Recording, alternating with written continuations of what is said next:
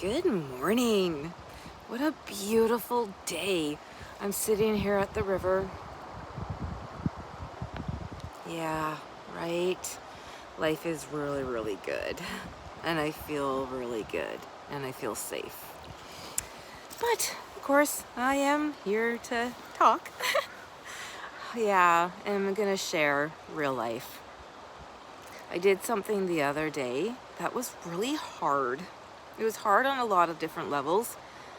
Having to have awareness and recognize that maybe I'm not doing so well.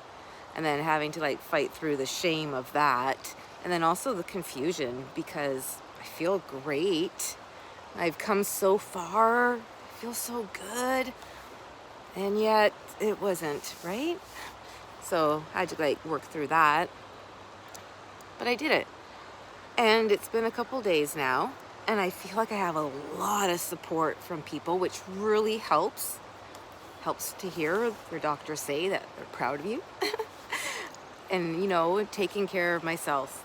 And so that's what I'm going to talk about today is what's going on and that I'm choosing to remove myself from an environment, a situation that really was impacting my mental health, and I'm taking care of me. I'm being proactive. Feels great. So make sure you hit subscribe, click like, follow, whatever we have to do to stay in contact. I'd really appreciate that. All right, so here I am. Why am I at the river? I think it's 11:30, maybe noon. I don't even know. I think it's Thursday. Right? That's what happens when you don't go to work. You kind of lose track of the days. Yeah. So we don't need to go into the nitty-gritty because really the past doesn't exist. But let's just say that I got myself into a place quite accustomed to feeling rather good. I spend way more time out of survival brain. Survival brain isn't even really a thing for me as much until now. Again, I've moved out of it. I've learned how to live outside of survival, which, is a whole new world, let me tell you. But I figured that out while still learning. And feeling pretty good about day to day and was actually really excited and hopeful for the future. I love what I do for work. I enjoy the people that are in my life. I just feel really good. And then things started to change a little bit. And, it doesn't seem like much, but it's the little things over time adding up that really get you, right? And then an incident will happen and you'll have a reaction that's quite confusing to everyone around you, including yourself.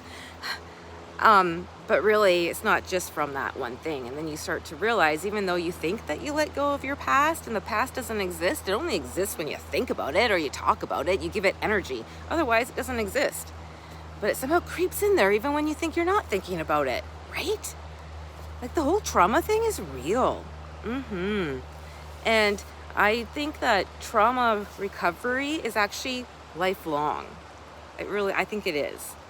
Yeah, you might be able to integrate and release something that happens, but I think something always keeps coming up that you didn't know that was there because it didn't have room to appear because you had the other stuff you were dealing with. I don't know. Or maybe that now you have awareness and you actually know that when you're feeling ucky in your body that something's not right, and you actually have the skills to be able to change it so you don't feel like that. That's the part I absolutely love, is that I can recognize that I'm not where I like to be. I like to have a frequency up here kind of idea, right? And lately it's been down here. And it's taken a lot of effort to even get here, not even up here. And I recognize that. And then I'm able to say, hey, you know what? My body's screaming at me, telling me that something's not right, that you need to take a moment, you need to reconnect, you need to get back to baseline, spending more and more time in survival brain. And you know what that is when you're in survival brain? Everything is a threat. Oh yeah, you see threat everywhere. Your body's really tense and tired, but tense. And like, you're constantly ready. You're ready for a fight. Yeah, even if you have to start it to make sure that you got it, because you're ready.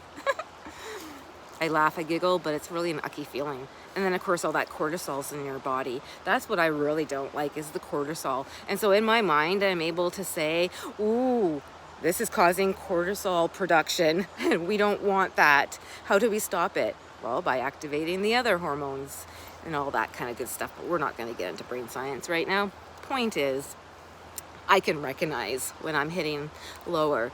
And I made the choice with my doctor to actually take care of me and intervene now while we see all the tells of dysregulation, to all my clients who know the language.